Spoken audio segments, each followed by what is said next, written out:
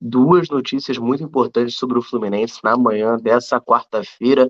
Diretoria já começa negociações com o treinador para 2023.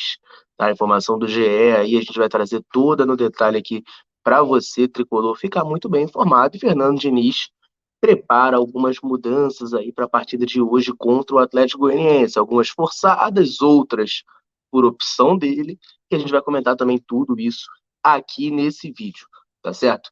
Vamos lá, antes de partir para as notícias, só quero pedir aqui, ó, vou até botar o bannerzinho na tela, só pedir o seu like, tá? É importante demais que você aperte o botão do joia, isso dá uma moral absurda pra gente que produz conteúdo aqui no YouTube. Isso fortalece muito o nosso trabalho, o YouTube valoriza muito essa métrica, melhora o nosso alcance e possibilita, né, que a gente consiga continuar trazendo aqui para vocês as principais notícias, análises, debates, lives, tudo que for relevante sobre o Fluminense para você, tricolor, ficar muito bem informado, tá certo? Então vamos lá, galera. Sem mais delongas, né? Vamos partir aqui para as informações do vídeo, né? Primeiro começando pela partida de hoje, né? O Fluminense pega o Atlético Goianiense lá em Goiânia, né? Lá no Antônio Ascioli, às 7 da noite, e precisa, né? Quebrar uma marca desagradável, né? O Fluminense nunca venceu o Atlético Goianiense nesse estádio deles, tá? O Atlético Goianiense vem sendo um algoz do Fluminense, né? Nos últimos anos, eliminou a gente da Copa do Brasil lá na época do Odair. Esse ano a gente perdeu aqui no Maracanã. Ano passado a gente empatou no Maracanã e perdeu lá. Então, assim, é um adversário que o Fluminense costuma ter muita dificuldade. O Fluminense não tem costumado ir bem, tá? Contra esse adversário. E fica aí esse desafio para o Fernando Diniz nessa partida de hoje, né? Conseguir finalmente, né, superar o Atlético Goianiense, que tem sido essa pedra no sapato do Fluminense, né? Já tinha comentado num vídeo ao longo da semana aí alguns jogadores que iam ficar de fora do time do Fluminense por conta de suspensão, tá? Comentei também sobre o Nino estava com desconforto, foi preservado contra o Atlético Mineiro, mas deve voltar ao time nessa quarta-feira, tá? O Nino deve voltar para a zaga do Fluminense, assim como o Natan retorna após ter ficado de fora contra o Atlético Mineiro por questões contratuais, né? O Natan pertence ao Atlético Mineiro, está emprestado ao Fluminense por uma questão de acordo de cavalheiros, né, que todos os times acabam fazendo, ele não pode atuar contra o Galo, tá? Então ele não pôde atuar no sábado, mas está disponível novamente para essa partida de hoje, tá? E inclusive ele é a principal mudança, né? Porque ao que tudo indica, o Fernando Diniz dará uma chance a Natan no time titular do Fluminense, tá? É, Informações que saem aí do GE dão conta de que o Natan vai ser titular no lugar do Matheus Martins, né? O Diniz vai botar aí um esquema com 3 meias atrás do Germancano, né? John Arias, Natan e Paulo Henrique Ganso, né? John Arias, inclusive, falei no vídeo do começo da semana. Sentiu dores no joelho, saiu do jogo contra o Atlético Mineiro com dores no joelho, mas deve ir a campo, tá?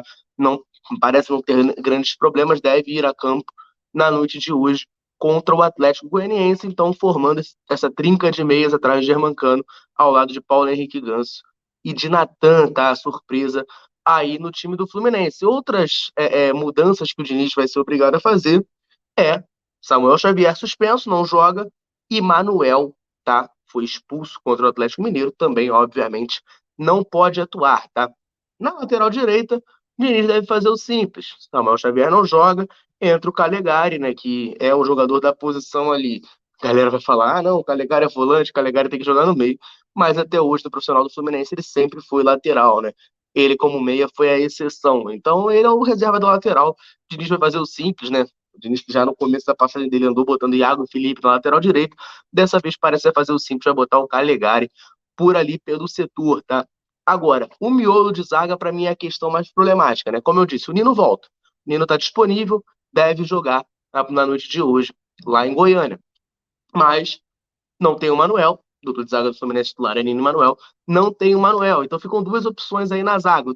O Diniz parece ter alguma coisa com o David Duarte. Então o David Duarte não é opção, pelo visto, porque estava disponível, andou jogando o Felipe Melo, enfim, e o David Duarte não joga. Embora tenha sido contratado, a diretoria do Fluminense, né, tenha ficado aí o ano de 2021 inteiro atrás do David Duarte para conseguir trazer o jogador. Ele está aí agora, não consegue ter sequência, quando vai conseguir jogar se machuca, e também quando está como opção, o Diniz sempre prefere outro jogador que não ele, né? Então as opções aí principais da zaga, informa o GE, são David Braz e Felipe Melo, né? mas parece, né, que a tendência do Fernando Diniz é manter o Felipe Melo improvisado ali como zagueiro, né? Enfim, a escalação do Fluminense seria então Fábio Calegari, Nino, Felipe Melo, Caio Paulista, André Martinelli, Ganso, Natan e John Arias, lá na frente no comando do ataque, Germancano, né? Assim, é, minha visão sobre isso tudo, tá? Teste do Natan no lugar do Matheus Martins, para mim, ok, é justo. O Matheus tem oscilado, não tem feito grandes atuações, o Natan entra bem, beleza você colocar ele ali, fazer esse teste num jogo em que o Fluminense provavelmente vai ter muita posse de bola, embora seja lá em Goiânia, né, na casa do Atlético Goianiense. Eu acho improvável que o Dragão venha para cima do Fluminense, provavelmente o Fluminense vai ter a posse da bola, vai ficar no campo de ataque do Atlético Goianiense, então não vai ter muito aquela coisa da jogada de velocidade, vai ser mais ali, acho que na troca de passes, um chute de média distância, que o Natan, eu acho que é o único aí que tem, né, que arrisca de vez em quando, então eu acho justo, acho interessante essa escolha, tá? Calegari na lateral direito também é o simples, é o básico, é o feijão com arroz, não tenho o que reclamar do Fernando Diniz. Agora, na zaga tem sim muito a reclamar, tá? É, Felipe Melo como zagueiro, todas as vezes que foi testado no ano, foi muito mal. Minto, todas as vezes não. Contra o Juventude ele foi bem. Contra o Lanterna do Campeonato, que vai muito mal no ano, o Felipe Melo foi bem. Só. Como zagueiro, só. Na linha de quatro, né? Porque o Abel ele jogava de terceiro zagueiro e também foi bem, ao meu ver. Eu gostava muito do Felipe Melo como terceiro zagueiro. Mas na linha de quatro no meio campo, não. Na linha de quatro na zaga, na linha defensiva, Felipe Melo como zagueiro ali não correspondeu, isso é fato. Todas as vezes que entrou foi muito mal, inclusive no último jogo, contra o Atlético Mineiro, no último jogo, o primeiro gol sai de uma falha do Felipe Melo. Ah, teve falta no Cano? Não teve? Sim, é discutível. Acho até que teve falta. Só que o Felipe Melo sai igual um juvenil em cima da bola, sendo o último homem, para dar um bote nada a ver e deixa um buraco na zaga, que é onde o Hulk penetra, abre 1-0 e complica muito o Fluminense no jogo. Uma partida que o Fluminense estava até bem. Felipe Melo faz a bobagem dessa na zaga e o Diniz ainda acha, né? Mesmo tendo a opção do David Braz, do próprio David Duarte, ele ainda acha que o Felipe Melo é a melhor opção ali para ser o primeiro reserva da zaga do Fluminense. Então, assim, para mim é muito nítido, tá? Diniz assume a responsabilidade caso dê revés hoje. Se o Fluminense não ganhar hoje do Atlético Goianiense, Diniz tá assumindo a responsabilidade. Tá insistindo no Felipe Melo, ele já insiste no Caio Paulista na esquerda. Já tá insistindo aí, isso aí eu não vou nem ficar mais falando. Ele insiste no Caio Paulista. E aí é bizarro as coincidências, beleza, que o Juventude é um time muito fraco, como eu acabei de falar, mas é só o Cristiano jogar que o Fluminense não toma gol. Mas ele insiste no Caio Paulista. Tá bom, ele ama o Caio Paulista. Eu até nem consigo entender, né, porque o Diniz é um cara que gosta muito do toque de bola, jogadores que tratam bem a pelota, né, e o Caio Paulista é literalmente o contrário disso. Ele tem muita qualidade na força física dele, na velocidade, mas agora o trato dele com a bola, a intimidade com a redonda, ele não tem nenhuma, né? Mas o Diniz ama ele. E além de insistir com o Caio Paulista, agora ele tá insistindo com o Felipe Melo na zaga. Se der revés, ele tá assumindo a responsabilidade. O trabalho é bom, o trabalho é bom, tá? Tem bons números, bons resultados, mas o Diniz ainda tem algumas teimosias muito claras que ele insiste. E parece que vai continuar insistindo, né? Felipe Melo na zaga é uma delas, né? Enfim, vamos aguardar para ver. Espero estar errado, espero que o Fernando Diniz, nosso visionário, esteja certo e que o Fluminense vença hoje o Atlético Goianiense com uma grande atuação do Felipe Melo, um gol de cabeça, coisa linda. É isso que eu espero. Mas o que o ano vem mostrando pra gente, os últimos jogos vem mostrando pra gente, é que essa decisão do Fernando Diniz botar o Felipe Melo na zaga é muito equivocada, tá? Muito equivocada. Vamos aguardar aí hoje à noite para ver o que vai acontecer, certo? Agora, outra notícia, né, também muito importante, também trazida pelo GE, tá? Dá conta de que o Fluminense já está em negociação com o treinador para 2023, tá? GE traz a informação de que o Fluminense já abriu negociações com o Juliano Bertolucci, empresário de Fernando Diniz, para renovar o contrato do treinador para a próxima temporada, né? Vale lembrar que o Fernando Diniz tem contrato só até o final deste ano, tá? E o Fluminense já está aí de olho em tentar renovar. Falou-se muito, né, que o Fluminense ia esperar as eleições para renovar, para o presidente Mário Bittencourt não criar um novo vínculo, né, que talvez ele não precise, não seja o homem que irá cumprir, porque ele pode não ser reeleito, embora eu acho que ele vá, tá? Ele pode não ser reeleito. Falaram que ele ia segurar um pouco ali para as eleições, mas pelo que eu já ouvi falar dos outros candidatos, todos querem manter o Fernando Diniz.